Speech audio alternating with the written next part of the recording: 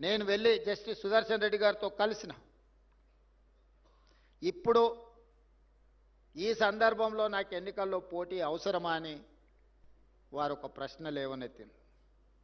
అప్పుడు నేను వారికి మల్లికార్జున్ ఖర్గే గారు, రాహుల్ గాంధీ గారు నాతో అన్న విషయాన్ని ప్రస్తావించినప్పుడు, అయితే నేను సిద్ధం, ఎన్నికల్లో పోటీ చేస్తా, ఈ ప్రజాస్వామ్యాన్ని బలపరచాలి, ప్రజలకు ప్రజాస్వామ్యాన్ని స్ఫూర్తిని అందించాలి అని అంటే ఏక వ్యక్తి ఏక పార్టీ ఈ విధానాలను మనం వ్యతిరేకించాల్సిన అవసరం ఉన్నది, మనం ఖచ్చితంగా ఈ ఎన్నికల్లో నిలబడదామని చెప్పి వారు నిర్ణయం తీసుకొని ముందుకు వచ్చిండ్రు. అదే విషయాన్ని నేను శ్రీమతి సోనియా గాంధీ గారికి, మల్లికార్జున్ ఖర్గే గారికి తెలియజేయడం జరిగింది. వారి అభ్యర్థిత్వం ప్రకటించిన తర్వాత ఇండియా కూటమిలో ఉన్న వాళ్ళే కాదు, లేని వాళ్ళు కూడా ముందుకొచ్చి కాంగ్రెస్ పార్టీ సరైన అభ్యర్థి ప్రతిపాదనతో ముందుకొచ్చింది, మేమందరం జస్టిస్ సుదర్శన్ రెడ్డి గారికి అండగా నిలబడతామని కేజ్రీవాల్తో సహా చాలా రాజకీయ పార్టీలు ముందుకొచ్చి జస్టిస్ సుదర్శన్ రెడ్డి గారి నామినేషన్ కార్యక్రమంలో పాల్గొన్నారు.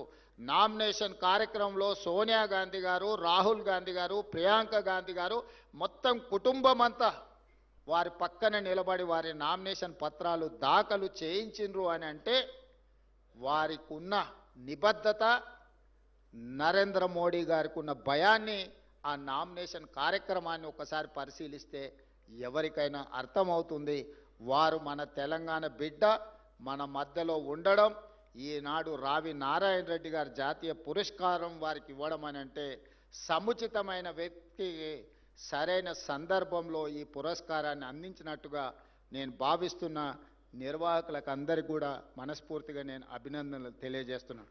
సరైన సమయంలో సరైన నిర్ణయం మీరు తీసుకున్నందుకు మనస్ఫూర్తిగా అభినందిస్తున్నాను. అదేవిధంగా నిన్న మన రాష్ట్రంలో నేను లేను కానీ జరుగుతున్న పరిణామాలను నిశ్చితంగా గమనిస్తూనే ఉన్నాను. ఎక్కడున్నా ఓ కన్నీటి వేస్తూనే ఉంటాం. అక్కడ చదువుకోవడానికి వెళ్ళినప్పుడు నారాయణ గారు అడుగుతున్నారు ఎంతసేపు ఉంటాయి క్లాసులని. ఉదయం 7 నుంచి సాయంత్రం 7 వరకు క్లాసులు జరుగుతూనే ఉంటాయి. అన్ని క్లాసులు అటెండ్ అవుతూనే ఉన్నా. ఎందుకనంటే మనం తెలుసుకోవాలని, కావాలని హార్వర్డ్కి వెళ్ళి జాయిన్ అయినాం కాబట్టి క్లాసులలో క్రమశిక్షణ కలిగిన విద్యార్థిగా నేర్చుకోగలిగినంత నేర్చుకోవాలనేదే నా ఆలోచన. అయితే రాష్ట్రంలో జరుగుతున్న పరిణామాలు ఒక వింత వాతావరణానికి దారితీస్తున్నాయి. రావి నారాయణ రెడ్డి గారిని చూసిన తర్వాత, వారి కుటుంబాన్ని, వారి మన్మరాల్ని ఈ మధ్యకాలంలో కలిసిన తర్వాత, వారు చేసిన పోరాటం, వారు చేసిన త్యాగం, వారు నిర్వహించిన బాధ్యతలను చూసిన తర్వాత, మరి ఇన్ని హోదాలు, ఇన్ని బాధ్యతలు చేస్తే వేల కోట్ల రూపాయల ఆస్తులు ఉండాలి కదా, అంతస్తులు ఉండాలి కదా, 7 అంతస్తుల మేడలు ఉండాలి కదా అని నాకు అనిపించింది. ఎందుకంటే ఈ మధ్యకాలంలో కొంతమంది తెలంగాణ జాతిపిత అని వాళ్ళకు వాళ్ళే టైటిల్స్ ఇచ్చేసుకుంటారు. ఉద్యమకారుడు అనే పదాలు వాళ్ళే రాసేసుకుంటారు. చేసిన తప్పులకు పోలీసులు నోటీసులు ఇస్తే తెలంగాణ జాతిపితకు నోటీసు ఇవ్వడం అంటే మొత్తం తెలంగాణ సమాజానికే నోటీసు ఇచ్చినట్టు అంటారు. ఒక ఉద్యమకారుడిని ఈ రకంగా మీరు అవమానిస్తారా అంటారు. నిజంగానే తెలంగాణ జాతిపితనే అయితే ఆనాటి జాతిపిత దేనికే ఆదర్శంగా నిలబడ్డాడు? ఏదైనా పదవి తీసుకున్నాడా? పోని కుటుంబం కోసం ఏదైనా అడిగిండా? 30 సంవత్సరాలు బ్రిటిషర్స్ మీద కొట్లాడితే కట్టే ఎత్తడానికి కూడా ధైర్యం చాలలే. కానీ స్వతంత్రం వచ్చిన మొదటి సంవత్సరంలోనే కొంతమంది దుర్మార్గుల తుపాకీ తూటాలకు నేల కొరిగిన ఆనాటి జాతిపిత. మరి ఈనాడు జాతిపితగా చెప్పుకునే వాళ్ళు, ఉద్యమకారులని చెప్పుకునే వాళ్ళు, రాజకీయ పార్టీలు ఒక పరిస్థితిలో వైఫల్యం చెందినాయి అనుకున్నప్పుడు అన్ని రాజకీయ పార్టీలు కలిసి ఒక పొలిటికల్ జేఏసీ పెట్టుకొని ఆ జేఏసీకి చైర్మన్గా ప్రొఫెసర్ కోదండరామ్ గారిని పిల్లలకు పాఠాలు చెప్పుకునే పంతులను మనం ముందులో పెట్టుకొని తెలంగాణ రాష్ట్రాన్ని సాధించినాం. వారు ఉద్యమకారుడు కాదా? ఉద్యమాన్ని నడపలేదా? రాజకీయ పార్టీలను అన్నిటిని ఒక తాటి మీదకి తీసుకురాలేదా? కుల సంఘాలను, మత సంఘాలను, చివరికి బిచ్చగాళ్ళ సంఘాన్ని కూడా ఏకం చేయగలిగిన శక్తి, రిక్షా దొక్కుకునే సంఘాలను కూడా ఏకం చేయగలిగిన శక్తి ప్రొఫెసర్ కోదండరామ్ గారు ఆ రోజు బాధ్యత నిర్వహించలేదా?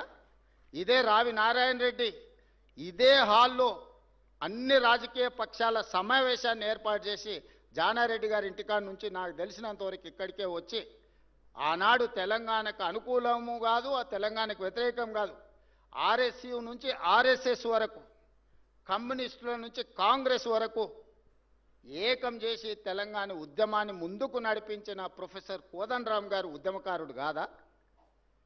మరి అలాంటి ఉద్యమకారుడైన కోదండరామ్ గారి ఇంటి తలుపులు బద్దలు కొట్టించి పోలీసులతో ఈడ్చుకపోయేటంత నేరం కోదండరామ్ గారు ఏం చేసిండ్రో మీరు అధికారంలో ఉన్నప్పుడు ఉద్యమకారులకు జరిగిన అవమానం మీరు అప్పుడే మర్చిపోయినరా?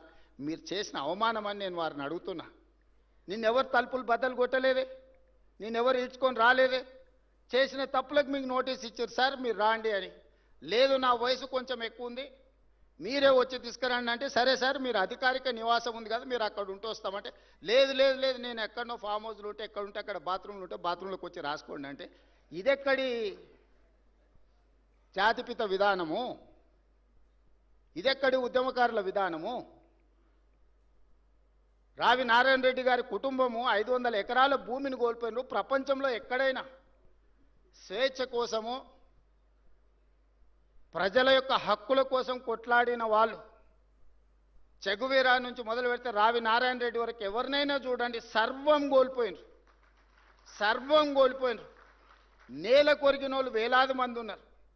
ఆస్తులు అంతస్తులను సర్వం త్యాగం చేసినారు.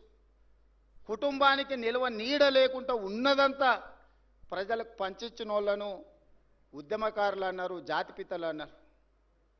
ఆ విధంగా ఈనాడు రావి నారాయణ రెడ్డి గారి కుటుంబం 100 ఎకరాల భూములను పంచితే ఉన్న పదవులను పార్లమెంట్ సభ్యుడిగా దేశంలోనే అత్యధిక మెజారిటీతో గెలిచిన రావి నారాయణ రెడ్డి గారు ఎంపీగా ఎమ్మెల్యేగా పనిచేసి నాకు పదవులు వద్దు అని తృణప్రాయంగా భావించే ప్రజాక్షేత్రంలో ప్రజలకు ఆదర్శంగా నిలబడితే వారిని ఏమనాలి?